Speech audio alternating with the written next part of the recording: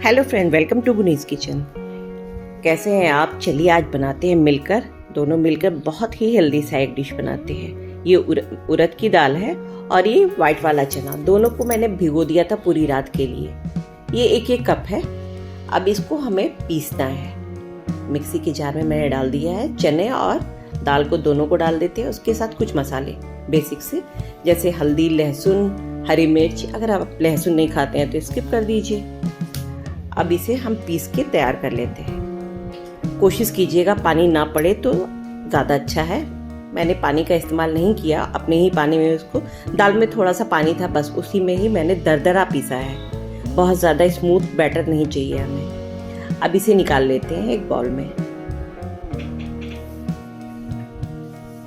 निकालने के बाद इसमें कुछ जैसे प्याज हमें डालना है। अगर आपको सब्जी डालना है तो आप वो भी डाल सकते हैं। बच्चों के लिए बना रहे हैं, बड़ों के लिए बना रहे हैं, बच्चे आनाकानी करते हैं सब्जी खाने में, तो आप डाल के बना सकते हैं, कोई प्रॉब्लम नहीं। टेस्ट भी काफ़ी अच्छा आएगा। मैंने सिर्फ प्याज और हरी मिर्च से बनाया है। आप पत्ता गोभी भी डाल दीजिए, शिमला मिर्च डाल दीजिए, वो भी काफ़ी अच्छा होगा। बच्चे को ही खाना है तो किसी तरह भी हम खिला सकते हैं, लेकिन इस तरह से भी आप बनाइएगा तो काफ़ी टेस्टी ही बनेगा। दाल में डाल दिया है मैंने और थोड़ा सा कसूरी मेथी मैंने डाला है। ये अजवाइन डाला है। अजवाइन बहुत ज़रूरी होता है।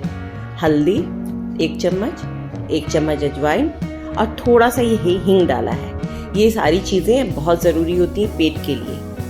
किसी किसी को इश्यू होने लगता है ना, चने की दाल और दाल और ये चना खाने से पेट में थोड़ी प्रॉब्लम होने लगती है, तो ये सारी चीज़ें पड़ने से नहीं होती है। अच्छे से मैंने मिक्स कर दिया। नमक नहीं डाला है क्योंकि वो बाद में डालेंगे, वरना भी पानी छोड़ देगा। ये स्क्यूअर का इस्तेमाल हमें करना है, तो पहले इसे भिगो कर रख दिया है कि इसका इस्तेमाल करते वक्त ये ना जले और टूटे भी ना। अब चलिए एक डो आटा तैयार करते हैं। गेहूं का आटा है ये। 1 कप मैंने गेहूं का आटा लिया और आधा चम्मच हल्दी का पाउडर। और जो दाल हमने पीसा है, चने की और मसूर की दाल, चने को और मसूर की दाल को, उसे 2-3 चम्मच मैंने डाला है। उसमें डाल दिया फिर से अजवाइन और काली मिर्च का पाउडर, थोड़ा सा नमक। ये इतना अच्छा लगता है ना खाने में। और जो जार में जो लगा हुआ था दाल वगैरह, उसी से ही मैंने एकदम सॉफ्ट सा डो बना के तैयार कर लेना है। बहुत ही हेल्दी और बहुत ही टेस्टी। अगर बच्चों को टिफ़िन में देना है तो एक दिन पहले आप बना के रख दीजिए और दूसरे दिन बस इसे हल्का सा शैलो फ्राई कीजिए और टिफ़िन में दे दीजिए केचप के साथ। बच्चे आपके बहुत शौक से खाएंगे। अब बड़े तो पसंद से खाएंगे ही खाएंगे।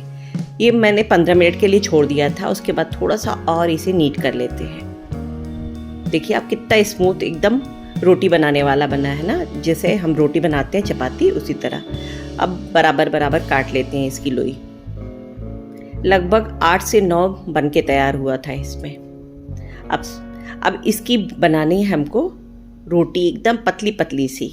जितना आप पतला बेल सके उतना बेल लीजिए। सिंपल जैसे चपाती बनाते हैं वैसे ही बनाना है हमें।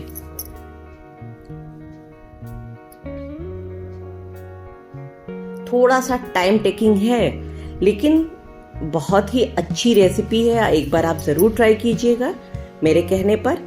आप कमेंट करके ज़रूर बताइएगा कि ये रेसिपी कैसी हुई।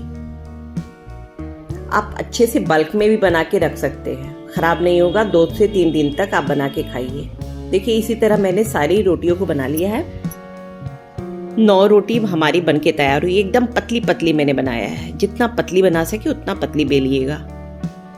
अब चलिए, अब एक एक रोटी को हमें इस तरह से लगाना है। थोड़ा सा आटा लगाया मैंने, फिर एक चपाती रखा, उसके बाद फिर से आटा लगाया। बस कोशिश यही करना है कि चिपके ना, बस इस बात का हमें ध्यान रखना है। आप चाहें तो मैदा भी लगा सकते हैं। मैदा लगाने से ज़्यादा वो चिपकता नहीं है। अब देखिए मैंने सारी रोटियों को लगा लिया है। अब तो हल्का सा बेल कर, आप चाहें तो नहीं भी बेले, कोई दिक्कत नहीं है, लेकिन मुझे लग रहा कि थोड़ा सा बेल कर और इसे बड़ा किया जा सकता है। हल्के हाथों से मैंने बेला है। अब हमें इसे काटना है चौकोर एकदम। साइड साइड का निकाल लीजिए। इसे वेस्ट नहीं करना है, फिर से बना लेना है। अगर दाल बचेगी तो फिर से दूसरा हम बना के तैयार कर लेंगे। अब देखिए ये बन के तैयार है। अब बहुत हल्के हाथों से हमें इसकी लेयर निकालनी है क्योंकि हमने बेला है। देखिए बहुत केयरफुल होकर, देखिए कितना पतला पतला बना है।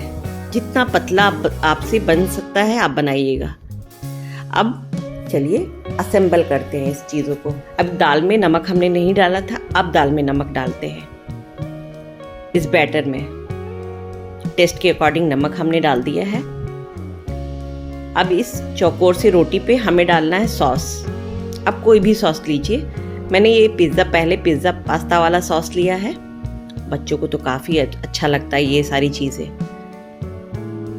मैं हर चीज़ ज़्यादातर अपनी बेटी के हिसाब से ही बनाती हूँ। आप अपने हिसाब से तीखा मीठा जो भी डालना चाहें आप डाल सकते हैं। और एक पतला सा ये दाल वाला मिक्सचर डालिए। बहुत पतला सा डालिएगा, बहुत ज़्यादा मोटा मोटा मत कीजिएगा वरना बहुत ज़्यादा मोटा हो जाएगा। और इसी तरह मैंने किसी पे केचप डाला, किसी पे ग्रीन चिली सॉस डाला। इसी तरह करते हुए सारे रोटियों को हमने ऐसे ही असेंबल कर लिया है। देखिए एक मोटा सा आपको दिख रहा होगा, एकदम मोटा सा पिज्ज़ा की तरह लग रहा है। आप चाहे तो चीज़ भी डाल सकते हैं, लेकिन हर चीज़ में चीज़ क्या डालना। हम हेल्दी बना रहे हैं तो ये बन के अब तैयार है। अब हमें इस जाली में स्टीम करना है। मैंने पहले से ही ग्रीस करके इसे रख दिया था। अब इसे कम से कम 25 से 30 मिनट के लिए, ये पानी भी हमारा खौल चुका है, 25 से 30 मिनट के लिए हमें मीडियम फ्लेम पे इसे स्टीम करना है। इससे कम में नहीं, क्योंकि काफ़ी मोटा है। मैंने इसीलिए बोला था कि बहुत पतला पतला बनाइएगा, दाल भी पतली पतली लगाइएगा। देखिए मैंने 25 मिनट के बाद एकदम निकाला है। अब टूथपिक से इसे पहले हम चेक करते हैं कि कितना बना, मतलब कच्चा है कि नहीं है। बिल्कुल नीट निकला, यानी बहुत अच्छे से स्टीम हो चुका है। अब इसे निकाल लेते हैं। बहुत आराम से निकल गया, देखिए बहुत आराम से। आप ऐसे भी खा सकते हैं, लेकिन आज हम इसे दूसरे लुक, एकदम इसका लुक चेंज करके बनाएंगे। अब इसे कट मारते हैं इस तरह से। मैं आपको एक दिखा रही हूँ, देखिए इसकी लेयर कितनी अच्छी बनी है। देखिए अब बहुत अच्छे से सिका है। इसी तरह एक दूसरे से थोड़ा सा नीचे वाला चिपक गया था, लेकिन कोई बात नहीं। अब इसे चौकोर चौकोर पीसेस में हम काट लेते हैं। आप ऊपर से वाला देखकर ही लग रहा होगा कि कितना पतला पतला हमारा बना था आटा, मतलब जो रोटी हमने बनाया था वो। अब इस स्क्यूअर में एक एक करके एक एक पीसेस को इस तरह से डाल देते हैं। एकदम बराबर होना चाहिए, इस बात का ध्यान रखना है, एकदम बराबर, क्योंकि अभी हमें इसे हल्का सा शैलो फ्राई करना है, इसलिए बराबर रहेगा। तो चारों तरफ से हमें इसे सेकना है। अब देखिए ये मैंने 4 बना के तैयार कर लिया है। अब चलिए आगे का काम। 3 चम्मच मैंने इस फ्राई पैन में ऑयल को डाल दिया है। रिफाइंड ऑयल डाला है मैंने, उसमें राई डाला है थोड़ा सा, ये कड़ी पत्ता।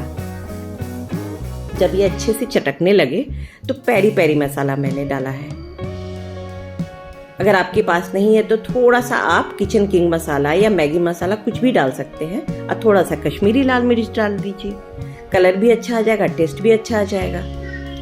अब इसी तरह से करते हुए हम तीन को मैंने डाला है, क्योंकि इसमें उतनी जगह नहीं थी ना। देखिए इसी तरह उलट पलट करके लाल कर लेते हैं। है ना मज़े की रेसिपी। अगर अच्छी लगी हो तो प्लीज़ कमेंट ज़रूर कीजिएगा कि रेसिपी मेरी कैसी है। सब्सक्राइब अगर आपने नहीं किया होगा तो सब्सक्राइब भी कर लीजिएगा। थोड़ा सा प्रेजेंटेबल लगे इसलिए ऊपर से थोड़ा सा वाइट वाली तिल डाल दिया मैंने। अब चलिए प्लेटिंग करते हैं। आप सॉस से खाइए, चटनी से खाइए, बहुत मज़े की है। अगर कोई आपके घर में मेहमान आ रहा है तो आप पहले से ही बना के रख सकते हैं, कोई दिक्कत नहीं। और उसके बाद आने के वक्त बस हल्का सा तल लीजिए। अगर रेसिपी अच्छी लगी तो प्लीज़ कमेंट ज़रूर कीजिएगा। फिर मिलते हैं नेक्स्ट वीडियो में, तब तक के लिए बाय बाय।